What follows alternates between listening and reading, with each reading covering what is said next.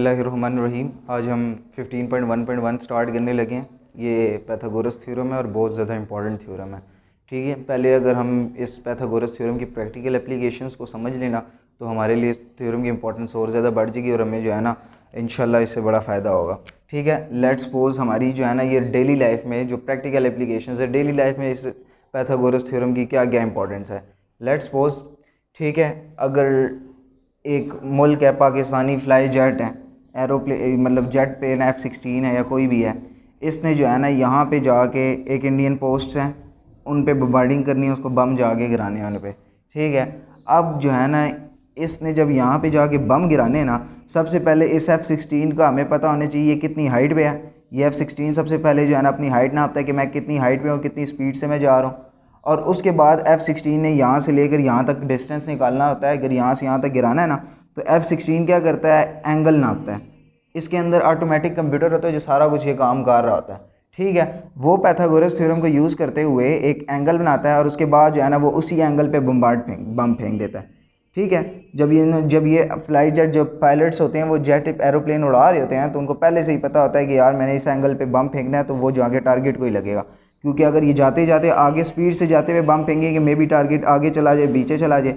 ठीक है, तो फिर जो है ना हम उस एंगल को फेंकते हुए यहाँ से जो है ना ये बेस इसको अगर हम इसके साथ जोड़ दे तो हमारे पास ये राइट एंगल ट्रायंगल बन जाता है और राइट एंगल ट्रायंगल पे पैथागोरस थ्योरम लगता है। हमेशा बात याद रखिएगा कि हमारे पास जो है ना 2-3 किस्म के ट्रायंगल होते हैं, isosceles triangle, right angle triangle और 2-3 और किस्म के। राइट एंगल ट्रायंगल वो वाला ट्रायंगल होता है जिसमें 90 डिग्री सेंटीग्रेड के एंगल बने, और जिसमें 90 डिग्री सेंटीग्रेड के एंगल बनता है ना उस पे पैथागोरस थ्योरम लगता है। पैथागोरस थ्योरम हमें ये कहता है कि ये वाली जो साइड होती है ना इसको हाइपोटेन्यूज कहते हैं, इसको बेस कहते हैं, और ये जो सीधा खड़ा होता है इसको परपेंडिकुलर कहते हैं 90 डिग्री का। तो वो ये लेट्स सपोज इसको मैं ए कह देता हूँ, इसको मैं बी कह देता हूँ, इसको मैं सी कह देता हूँ। तो पैथागोरस थ्योरम मुझे ये कहता है कि जो हाइपोटेन्यूज का स्क्वायर होता है वो जो है ना दो साइडों की यानी बेस के स्क्वायर और परपेंडिकुलर स्क्वायर को प्लस करो तो उसके बराबर होता है। तो यहाँ से जो है ना मेरे पास एंगल मौजूद होता है, ये हाइपोटेन्यूज बन गई, ये मेरी बेस बन गई। ठीक है, और ये मेरा ये जो है ना मतलब परपेंडिकुलर बन गया। इसको यूज़ करते हुए जो है ना वो जेट पायलट वगैरह ये जो भी जो है ना उन्होंने जो भी मिशन मुकम्मल करना होता है वो मिशन मुकम्मल करते हैं। उसके अलावा लेट्स सपोज हमारे पास जो है ना ये एक घर है, ये मैं घर को यूँ बना रहा हूँ। इस घर के साथ जो है ना एक छोटी सी सीढ़ी लगी हुई है। ठीक है, ये इसके साथ सीढ़ी लगी हुई है। हम क्या करेंगे, हम चाहते हैं कि हम पता लगाएं कि इस घर की हाइट कितनी है। ठीक है, इस घर की आधी हाइट पे जो है ना सीढ़ी लगी हुई है। हम क्या करेंगे, सबसे पहले हम यहाँ से इस घर का डिस्टेंस यहाँ तक नापेंगे और सिर्फ ये देखेंगे कि कितने एंगल पे जो है ना ये सीढ़ी लगी हुई है। ठीक है, कितने एंगल पे ये सीढ़ी लगी हुई है। सीढ़ी की यहाँ से लेकर यहाँ हाइट एंगल नहीं नाप सकते तो यहाँ से लेकर यहाँ तक फिटा लेके नाप ले, लेट्स सपोज 20 फीट है। फिर यहाँ से लेकर यहाँ तक सीढ़ी का डिस्टेंस नाप ले कि सीढ़ी की हाइट कितनी है। वो आपको पहले से पता होगा, 50 होगी या 40 होगी, जितनी भी आप घर की हाइट मालूम कर सकते हैं। ये आपके पास लेट्स सपोज घर यू बन गया, ये आपके पास सीढ़ी लगी हुई है और ये नीचे बेस होगी। राइट एंगल ट्रायंगल दोबारा बन गया, आप घर की हाइट मालूम कर सकते हैं। तो इसकी जो है ना बेपनाह प्रैक्टिकल एप्लीकेशंस है। मतलब हर जगह जब बिल्डिंग बन रही होती है, जब घर बन रहे होते हैं, ठीक है ना, और भी जो है ना मतलब रोड्स बन रहे होते हैं जिनकी चढ़ाई वाले टनल्स बन रहे होते हैं, उस तमाम में जो है ना इन पैथागोरस थ्योरम की एप्लीकेशन यूज़ की जाती है। जब पैथागोरस ने ये वाला थ्योरम बनाया था ना उस टाइम जो है ना जो मैथ थी ना अपने जो है ना मतलब पी की तरफ जा रही थी। ठीक है ना, अल-ख्वारिज़मी थे, उन्होंने अलजबरा उस टाइम बना दिया था। तो जो मुसलमान थे या जो है ना अंग्रेज़ थे, अलेक्जेंडर द ग्रेट और दूसरे लोग, वो क्या चाहते थे, वो चाहते थे कि ना वो जल्दी ज़्यादा से ज़्यादा इलाकों को फ़तह करें। ठीक है ना, ज़्यादा से ज़्यादा इलाकों को फ़तह करें, पूरे दुनिया के हुक्मरान बने। तो उन्होंने जो है ना मतलब ज़्यादा से ज़्यादा इलाकों को फ़तह करने के लिए जो बड़े बड़े जो स्कॉलर्स थे, मुस्लिम स्कॉलर्स थे या कोई और थे, उनको हायर किया हुआ था, उनको पे करते थे। ठीक है ना, ताकि जो है ना वो उनके लिए इस तरह की चीज़ें बनाएं। तो पैथागोरस ने ये थ्योरम बनाने के लिए कम से कम 15 से 20 साल मेहनत की थी। 15 से 20 साल की मेहनत के बाद जो है ना उन्होंने ये थ्योरम बनाया था। जो थ्योरम उन्होंने जिस तरह प्रूव किया था ना वो आज तकरीबन हम भी उसी तरह 2-3 मुख्तलिफ तरीक़ों से प्रूव करते हैं। तो एक 15.1.2 है, उसमें भी तकरीबन यही पैथागोरस थ्योरम है। किस तरह Pythagoras theorem right angle triangle पे क्यों लगता है। पहला ये है कि जो है ना राइट एंगल ट्रायंगल हमें दी होगी, उसमें हाइपोटेन्यूज का square is equal to base का स्क्वायर प्लस परपेंडिकुलर स्क्वायर क्यों होता है। देखें जब भी कोई भी बड़ा से बड़ा साइंसदान या कोई भी जो होता था ना, मैथमेटिशियंस होता है, जो मर्जी होता है ना, लेट्स सपोज अगर कोई फिजिस्ट या केमिस्ट है, वो कोई बड़ी थ्योरी दे देता है, जब भी वो थ्योरी देता है ना, तो हम उसकी थ्योरी तब तक एक्सेप्टेबल नहीं होती जब तक उसकी मैथमेटिकल कैलकुलेशन ना कर दे, मैथमेटिकल कोई इक्वेशन ना बना दे, तब तक वो थ्योरी को कोई भी नहीं मानता। इसी तरह जो भी बड़े से बड़ा मैथमेटिशियंस हो ना, वो उसने कोई भी थ्योरम लिखना है कोई, तो उसकी पीछे से पूरी बैकग्राउंड होता है कि किस तरह उसने प्रूव किया, किस तरह से कोई लॉजिक बन रही है उसके प्रूव करने की या नहीं। तो उसी तरह आज हमें राइट एंगल ट्रायंगल दिया हुआ है, राइट एंगल ट्रायंगल उन्होंने क्या है, तो आप बताएं उसका हाइपोटेन्यूज का square is equal to base का स्क्वायर प्लस परपेंडिकुलर का स्क्वायर होता है या नहीं है, ठीक है। और ये थ्योरम जो है ना एग्जामिनेशन पॉइंट ऑफ व्यू से भी बहुत ज़्यादा इंपॉर्टेंट है, फेडरल बोर्ड के पेपर में 4-5 मरतबा ये आ चुके हैं, ठीक है। हमारे पास सबसे पहले आपने फोकस इस पहली वाली डायग्राम पे करना है, हमारे पास सिर्फ पहली वाली डायग्राम है। उन्होंने जो कहा हुआ है इन राइट एंगल ट्रायंगल, ये राइट एंगल ट्रायंगल है, the square of hypotenuse is equal to the sum of the square of other two side in right angle triangle. Right angle triangle का क्या मतलब है, हमारे पास एक 90 का एंगल है। सबसे पहले हमें तो पता होना चाहिए the square of the hypotenuse is equal to sum of the square of other two side. Hypotenuse का स्क्वायर क्या है, यानी सी है हमारे पास, तो सी का स्क्वायर यानी square of the hypotenuse is equal to जो दूसरे sum of the sides of A का स्क्वायर प्लस बी का स्क्वायर, ये हमने प्रूव करना है, ये हमें पता होना चाहिए क्योंकि राइट एंगल ट्रायंगल करने के लिए, ठीक है। तो हमारे पास ये वाली डायग्राम को मैं यहाँ पे जूम करके दोबारा बना रहा हूँ। देखिए मैंने ए बी सी यू लिया हुआ है, यहाँ पे ए लिया हुआ है, यहाँ पे बी लिया हुआ है, यहाँ पे सी लिया हुआ है, ठीक है। ये हमारे पास छोटा सी है, ये ए है, ये बी है, ये हमारे पास राइट एंगल ट्रायंगल है। अब इसमें हमने ये प्रूव करना है जो sum of the square of hypotenuse है, हाइपोटेन्यूज का स्क्वायर इन दोनों के स्क्वायर के सम के बराबर है, ए का स्क्वायर प्लस बी के स्क्वायर के बराबर है, ठीक है। ये मैंने राइट एंगल ट्रायंगल में प्रूव करना है। देखें जब भी अब मैंने राइट एंगल ट्रायंगल में ये प्रूव करना है ना, तो अब मेरे पास कोई और तरीका नहीं, एक तरीका तो मेरे पास ये था कि मैं जो है ना इसके साथ एक और ट्रायंगल ड्रा कर देता, उस ट्रायंगल को भी मैं 90 का प्रूफ करता, ठीक है, और उस ट्रायंगल की भी हाइपोटेन्यूज इसके बराबर करूँ, उसकी बेस इसके बराबर करूँ, उसकी परपेंडिकुलर इसके बराबर करूँ, और फिर कहूँ कि यार इसका हाइपोटेन्यूज का स्क्वायर और ये चीज़ बराबर हो गई है। एक तरीका हमारे पास ये है, ठीक है ना, हम इस तरीके से कर लें।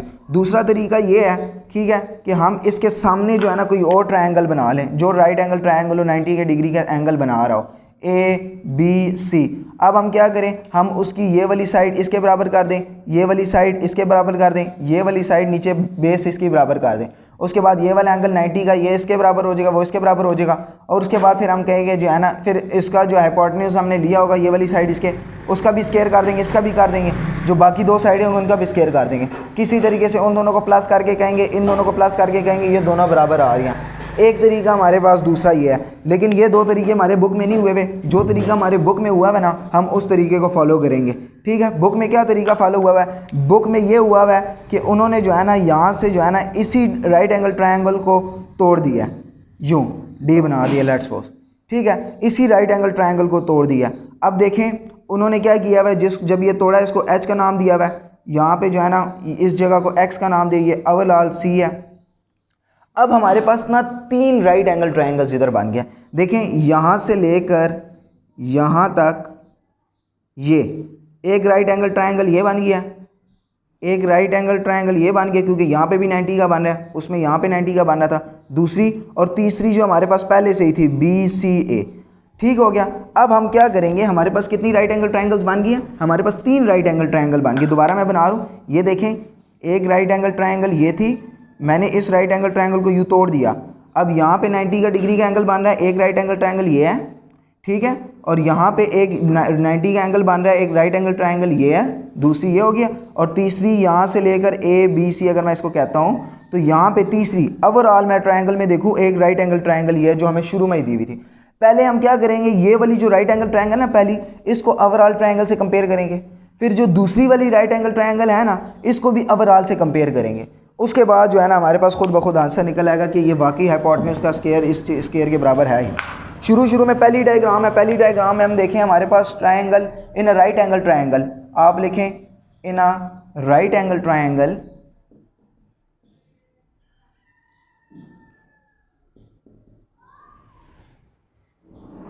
ए B C, right angle triangle A B C है हमारे पास, उसमें क्या कहा हुआ है सम ऑफ द स्क्वायर। अब उसमें हमें ये कहा हुआ है right angle triangle measurement A B C है, ठीक है, उसमें जो हमारे पास मेजरमेंट, उसमें हमारे पास मेजरमेंट जो ए बी है वो हमारे पास स्मॉल सी के बराबर है, मेजरमेंट ए सी जो है हमारे पास वो स्मॉल बी के बराबर है, और मेजरमेंट बी सी जो हमारे पास है ये स्मॉल ए के बराबर है, ये हमारे पास गिवन में था। ट्रायंगल राइट एंगल ट्रायंगल है और उसके अलावा चूंकि राइट एंगल ट्रायंगल है तो यहाँ पे 90 डिग्री सेंटीग्रेड का एंगल बनेगा, वो भी हम लिख देंगे measurement angle C is equal to 90 degree centigrade. ये हमारे पास गिवन में है। प्रूफ में हमने जो करना है मतलब पाइथागोरस थ्योरम करना है, यानी परपेंडिकुलर का square is equal to base का स्क्वायर पर परपेंडिकुलर, हाइपोटेन्यूज का square is equal to base का स्क्वायर पर परपेंडिकुलर का स्क्वायर होगा या नहीं। ठीक हो गया। नेक्स्ट जो हमारी कंस्ट्रक्शन है, कंस्ट्रक्शन में क्या करेंगे, मैंने आपको बताया कंस्ट्रक्शन में हम इसको स्प्लिट आउट कर देंगे दो ट्रायंगल में। यहाँ पे मैं पॉइंट डी ले लेता हूँ, ठीक है। अब यहाँ से ए से लेकर जो डी तक का डिस्टेंस है इसको एक्स का नाम देता हूँ और सी से लेकर जो डी तक का डिस्टेंस है इसको एच का नाम दे दिया मैंने, ठीक है। कंस्ट्रक्शन में मैं क्या लिखूंगा, कंस्ट्रक्शन में ये लिखूंगा ज्वाइन या स्प्लिट द ट्रायंगल, ज्वाइन कह देता हूँ सी टू डी, ठीक हो गया, ठीक है। और उसके बाद so that split the triangle, we can split the triangle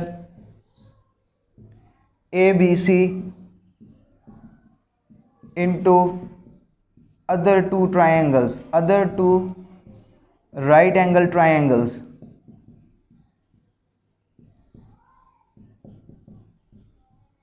ये वाली जो है ना बुक की कंस्ट्रक्शन से थोड़ी मुख्तलिफ है, लेकिन आपने ये वाली याद रख लेनी, ये ज़्यादा इजी और ज़्यादा अच्छी है।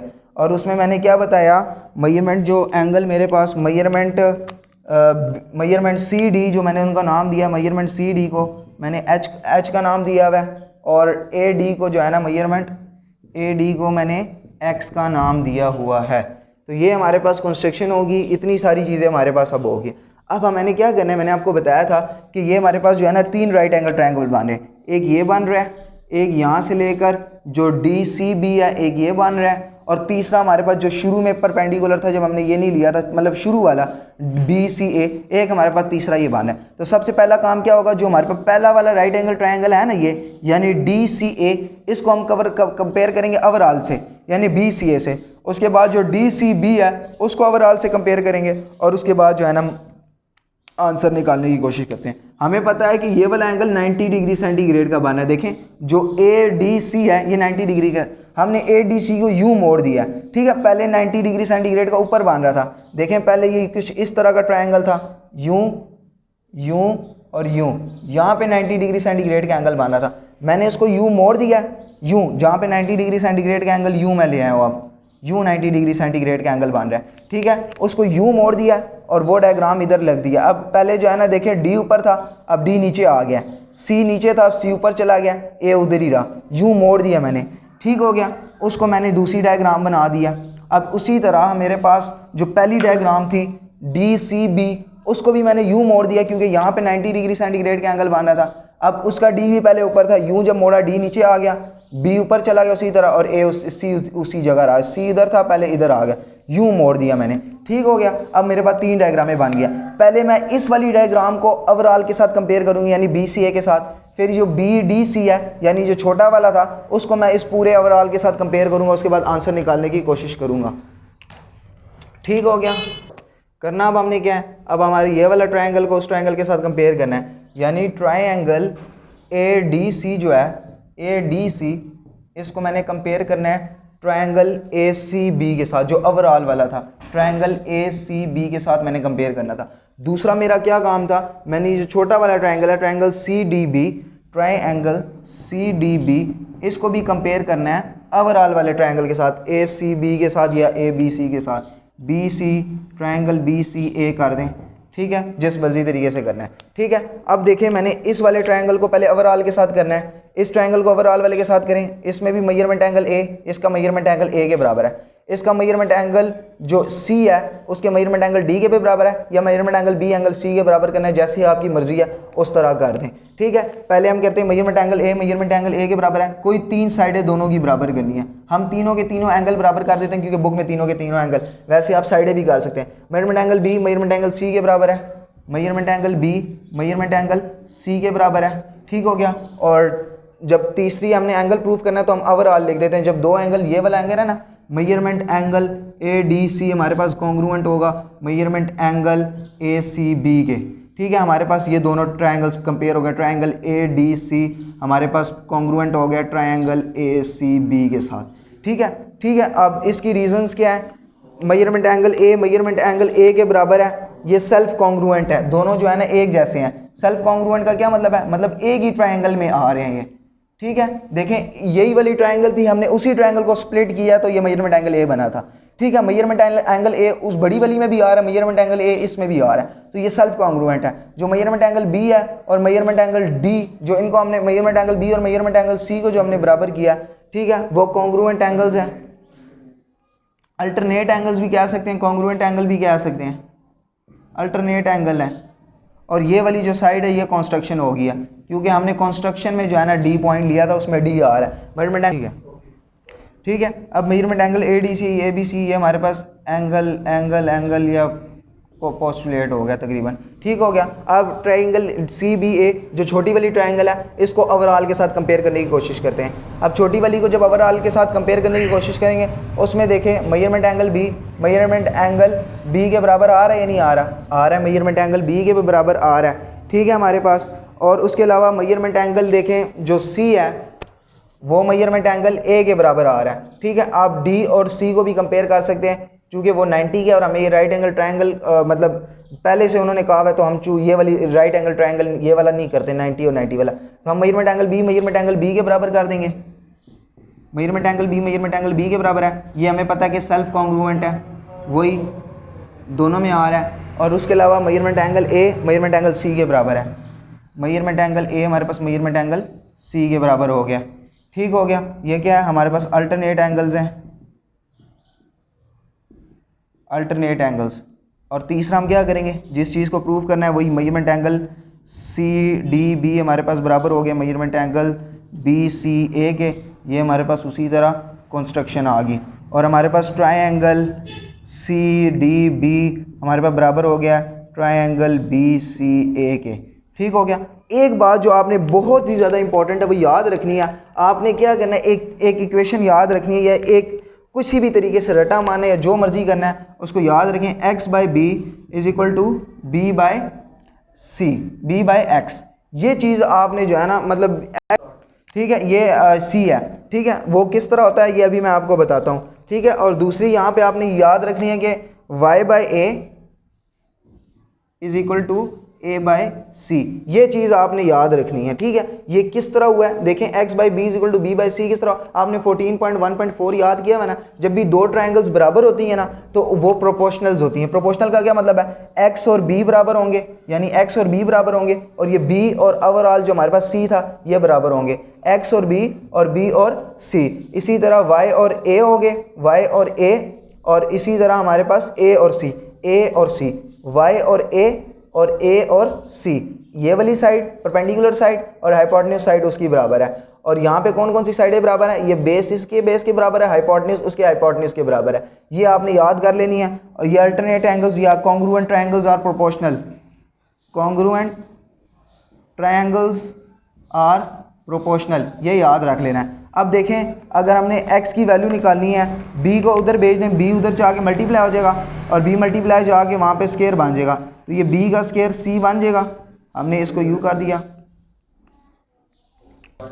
ठीक है। अब यहाँ पे क्या हो गया हमारे पास, ये हमारे पास a के स्केयर को उधर भेज देंगे, a का स्केयर उधर जाके मल्टीप्लाई हो जाएगा, a का स्केयर डिवाइडेड बाई c, ठीक है। और सॉरी यहाँ पे जो है ना ये डिवाइडेड बाई c था, तो यहाँ पे भी डिवाइडेड बाई c लिख देंगे, b का स्केयर डिवाइडेड बाई c, ठीक हो गया।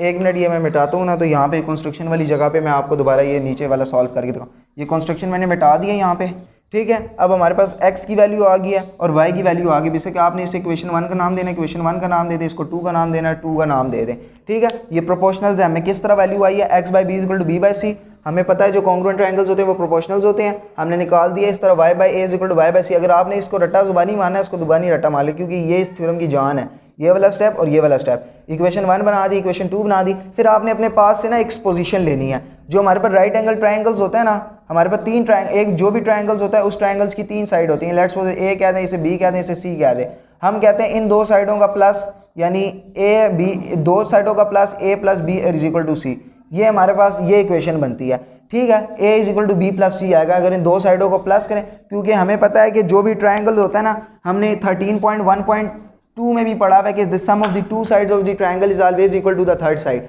कि जब भी जो है ना is always greater than the third side. जो राइट एंगल ट्राइंगल होता है हम उसमें अपने पास इस पोजीशन ले लेते हैं। लेट्स सपोज हमने इसे y कह दिया, इसे x कह दिया, और इसे x और y कह दिया, और इसे c कह दिया। लेट्स सपोज क्यों x क्या है, क्योंकि हमने x की वैल्यू निकाली है। क्यों y क्या है, क्योंकि हमने y की वैल्यू निकाली है। क्यों c क्या है, क्योंकि हमने हाइपोटेन्यूज में c का स्क्वायर प्रूव करना है, इसी वजह से हमने इसको c कह दिया।